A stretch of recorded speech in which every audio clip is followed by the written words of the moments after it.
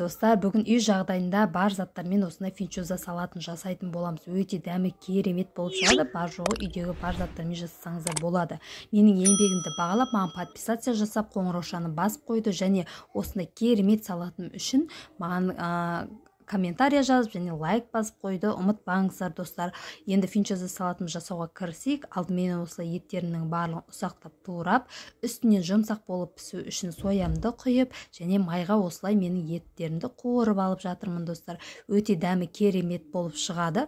Осы қуырып жатқан етімнің үстінен азғантай ғана осылай пиязымды салып, пиязымды да бір-екі айналдырып қозғап, пиязымды да жақсылап қуырып алатын боламын. Осылайша барлығын қуырамыз, әдемілеп. Етіміз жұмсақ болып шығу үшін көбірек қуырылғаны дұрыс. Достар, барлық ингредиенттердің қаншадан қосқанының барлығы осы видеоның төменгі жағында описание бөліміне қалдыратын боламын достар.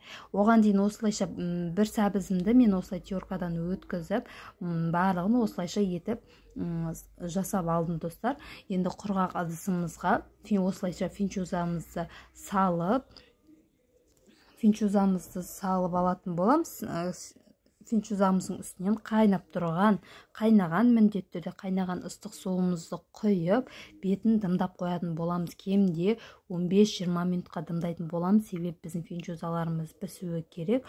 Сол үшін де осылай қайнаған суымызды құйып, үстінен қақпағын жауып дымдап қоятын боламыз достар. Оған дейін осы қуырып жатқан етіміздің үстінен кішкентай ғана суымызды құйып дымдап қоямыз оны да. Және осылай сәбізімнің енді теркадан өткізген сәбізімнің үстінен финчузаның өзіне арналған приправасын саламыз. Және үстінен қызыл бұршымызды салатын боламыз. Қызыл бұршымызды да салып аламыз.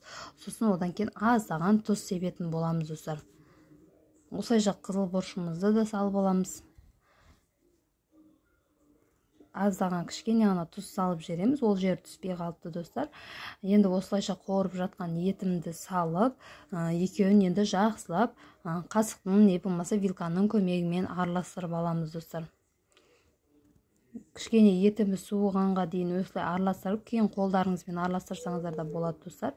Енді жақсылап араластырып алып, осылай демдеп қойған осындай финчуза салатын финчузамды алдым. Міне өте керемет болып барлығы пісіпті финчузамның.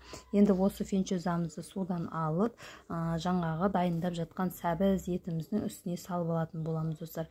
Мен осылайша вилканың көмегімен барлық финчузаларымды алып жатырмын. Достар, мен инста парақшама тіркеліп қойды, ұмытпаңыздар. Менің жаңа рецептерімді осы инста парақшамда және де тикток парақшамда, осы ютуб парақшаларын бәрінде бөлісетін боламын достар. Сондықтан міндетті түрде менің инста парақшама дәл осылай жазып, тикток парақшамада тіркеліп алыңыздар достар. Менің арналарымда көптеген керемет рецептер және әдемі вайндар бар достар. Міндетті түрде көріп жасап көріңіздер достар. Осылайша финчузамның барлығын ыдысыма салып алдым. Барлығы тамаша болып шықты. Міне финчуза салатты қайсыңыз жақсы көресіздер? Комментария бөліміне жазып кетіңіздер достар. Менен алдағы уақытта қандай салаттардың, қандай тағамдардың рецептерін күтіп жүрсіздер, онда соның осы видеомның төменгі жағындағы комментария бөліміне жазсаңыздар болады. Осылай финчузамды салып, барлығын осы сәбізімен қосып жақсылап араластырып алдым достар.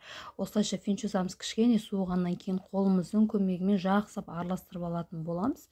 Мен енді штативім сынып қалып, осылай телефонның көмегімен осылайша түсіріп жатырмын қолымның көмегімен. Енді тағы да кішкене тұзым аздау болып қалыпты, кішкене тұзымды салып, осылайша араластырып, барлығы осылай дайын болды достар. Менің дәмі өте керемет болып, үй жағдайында жай ғана аз ғана заттан тұратын осындай финчуза салатымды жасап көруге кеңес беремін. Дәмі өте керемет болып шыққан достар. Міндетті түрде жасап көріңіздер достар. Егер де менің видеом ұнаса, маған лайк басып, комментарий жазып қойды ұмытпаңыздар. Және де менің арнама подписация жасап, қоңырауша белгісін басып қойды ұмытпаңыздар достар.